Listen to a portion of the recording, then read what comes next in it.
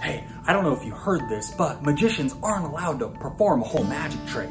See, we can make things disappear, but we're never really allowed to bring them back. We can saw a lady in half, but we can't put her back together.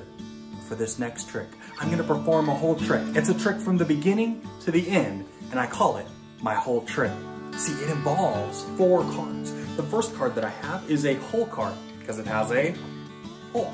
The second card is a whole card, not because it has a hole, but because it's a whole entire card.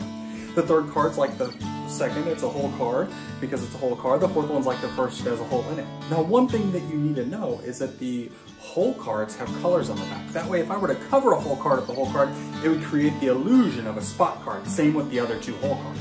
But keep in mind, every time you see a spot, it could just be a whole card covering a whole card.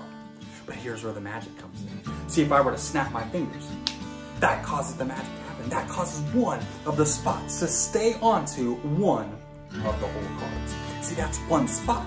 That's one card. I'll get to that in just a second. Now that leaves us with not 4 cards, but 3. That's math. See, if I have a whole card and a whole card and I cover the whole card with a whole card, it looks like a spot card. And if I take what looks like a spot card and I slap the other one on there a whole bunch of times, it creates a whole bunch of spots.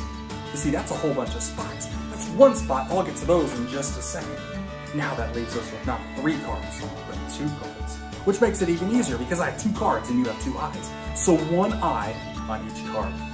Now if I cover it up, it looks like a spot. It's a pretty cool illusion. But if I reverse them, do you still see the spot?